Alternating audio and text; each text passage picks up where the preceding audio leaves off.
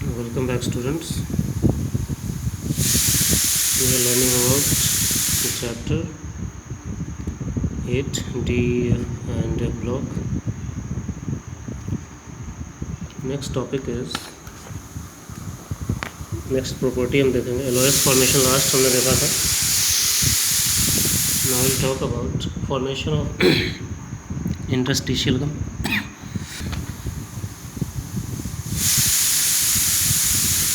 formation of interstitial compounds.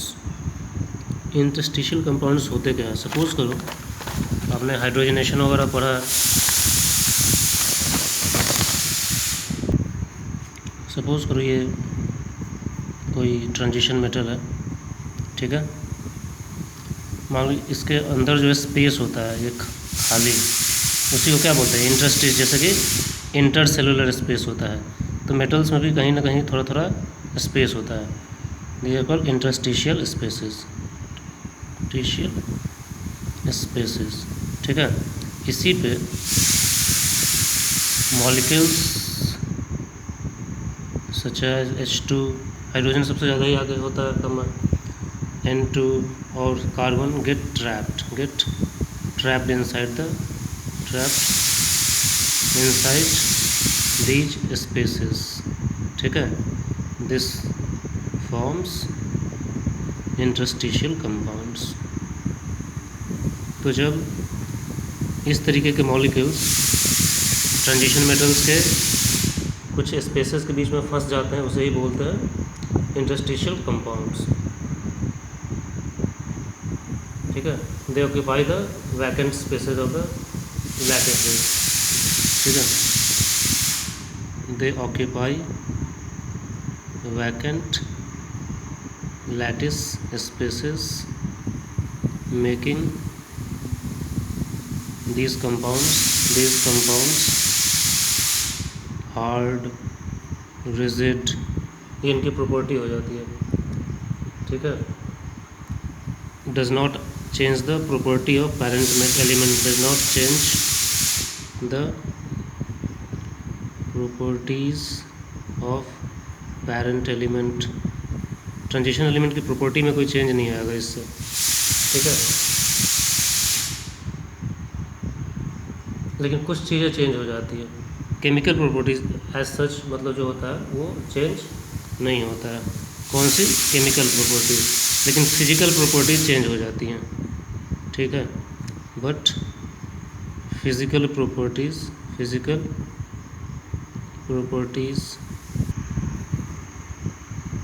Such as hardness, हमने बताया ही hard हो जाता है. रिजिडिटी, ठीक है. कंडक्टिविटी, ठीक है. ये सब चीज़ें क्या हो जाती है? चेंज. मैलिएबिलिटी, डक्टिलिटी, ये सब भी चेंज हो जाता है.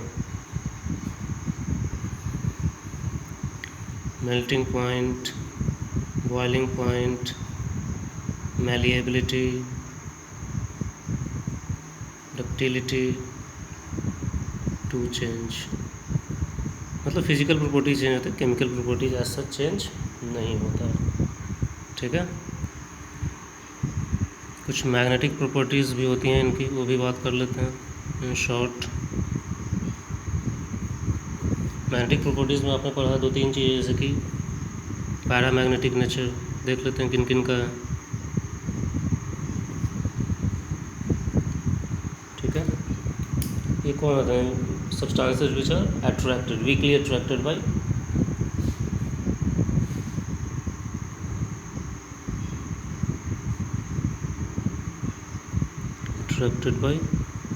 magnetic field, ठीक है. उसी तरीके से फेरोमैग्नेटिक होते हैं. ये कौन से होते हैं? स्ट्रांगली अट्रैक्टेड बाय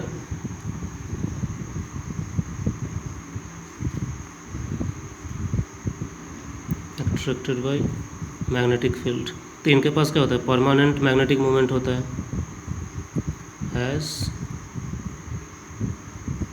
क्योंकि परमानेंट मैग्नेट बनाते हैं. मैग्नेट परमानेंट है तो मैग्नेटिक मोमेंट भी क्या होगा? परमानेंट ही होगा। डायमैग्नेटिक होता है। यही 2-3 देखते हैं, ज़्यादा की ज़रूरत नहीं है। कुछ चीज़ें तो हम लोग इन डिटेल ये सब डिस्कस कर ही चुके हैं पहले ही, तो इस सब पे टाइम देने का कोई मतलब नहीं है बहुत ज़्यादा। इसमें क्या होता है, weekly repelled by magnetic field. क्यों, आपको याद होगा इसमें सब के सब क्या होते हैं, पेयर्ड इलेक्ट्रॉन्स होते हैं, इसमें अनपेयर्ड होते हैं। Weakly repelled by magnetic field, electrons are paired.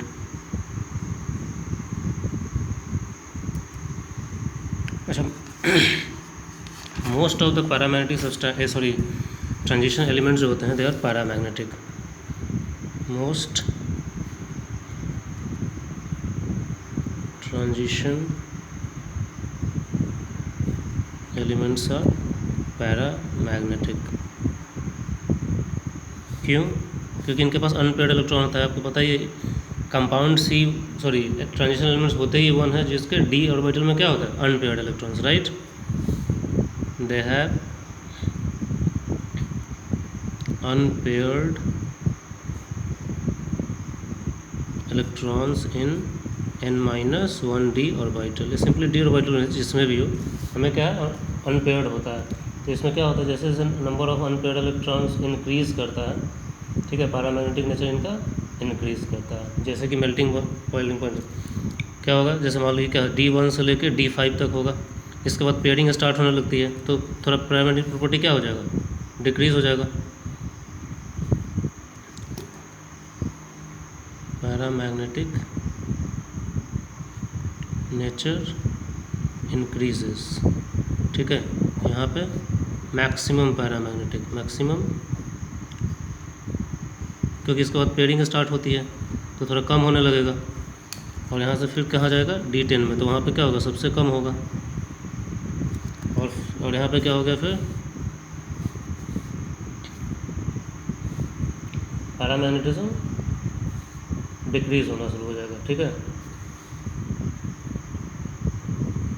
लेकिन मोस्टली पैरामैग्नेटिक, क्योंकि इसके बाद पेयरिंग भले ही स्टार्ट होगा लेकिन 1-2 अनपेयर्ड तो बचेंगे ही ना पैरामैग्नेटिक, लेकिन कम होगा वो, नेचर डिक्रीजेस।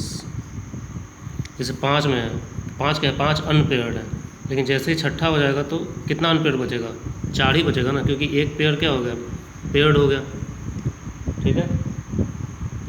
बोर मैग्नेटन मैंने आपको बताया था फिजिक्स में, याद होगा आपको किस तरीके से मैग्नेटिक मोमेंट निकालते हैं।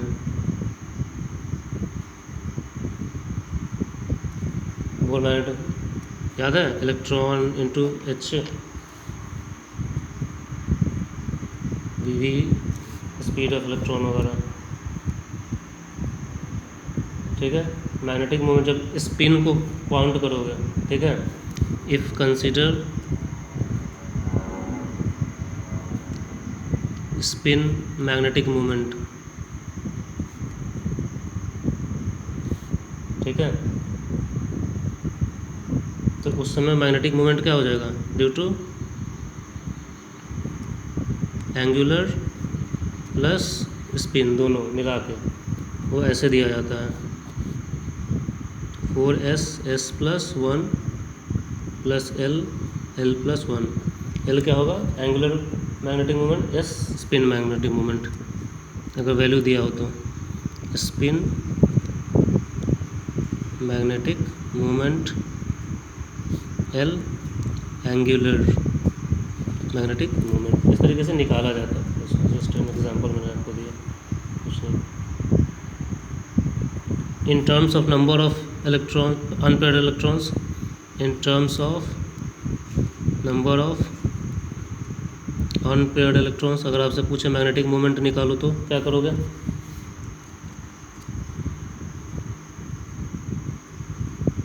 वो स्पिन मैग्नेटिक मोमेंट कहलाता है, म्यू से डिनोट किया जाता है मैग्नेटिक मोमेंट को। यहाँ पे मैं लिख दे रहा हूँ म्यू, ये म्यू टोटल है, s + म्यू l, यही चीज़ है, ठीक है।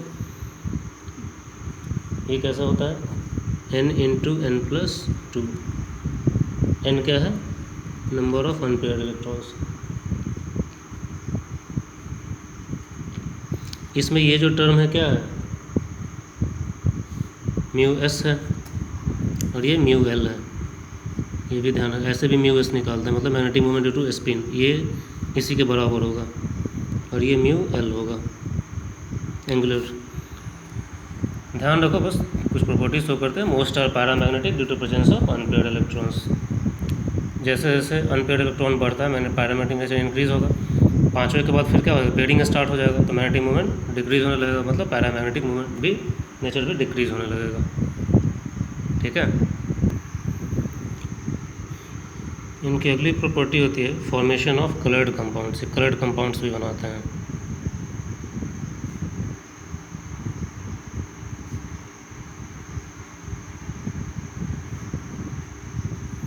ठीक है। होता क्या है, ये सॉलिड और एक्वस सॉल्यूशंस दोनों में सो कलर्ड,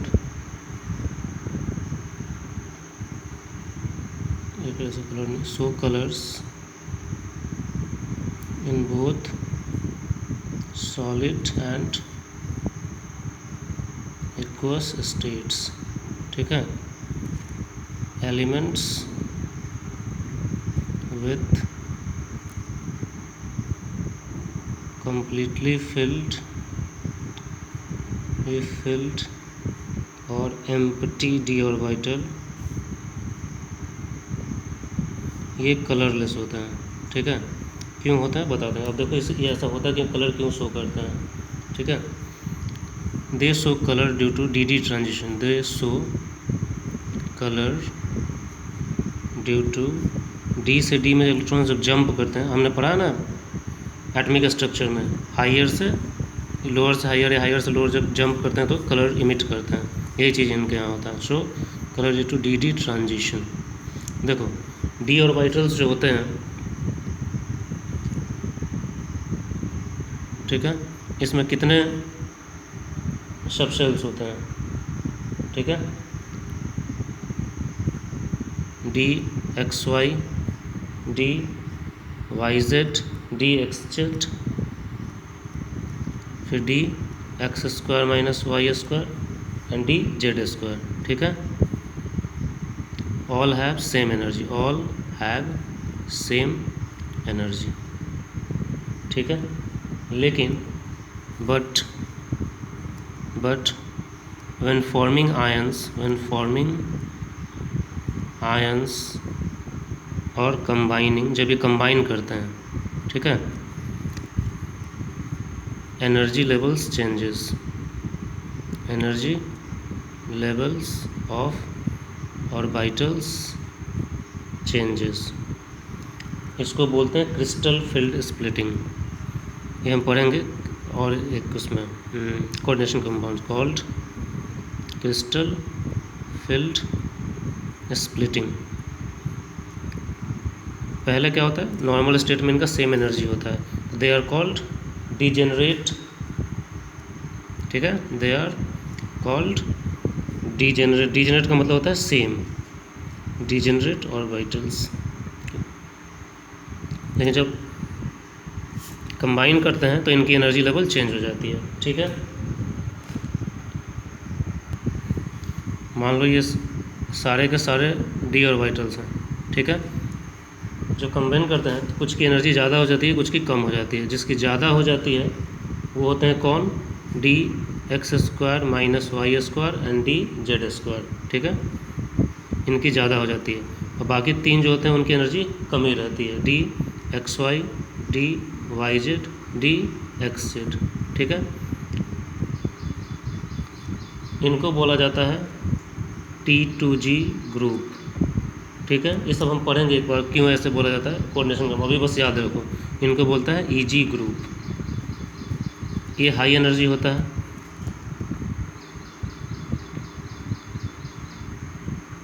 और ये होता है लो एनर्जी। इसी का नीचे की तरफ मॉलिक्यूलर ऑर्बिटल में याद है हम इसी तरीके से शो करते थे। ठीक है। ये चीज़ इनका होता है। अब यही जब ट्रांजिशन होता है हाई से लो या लो से हाई, तो इसे ही उस समय they emit light in visible raise.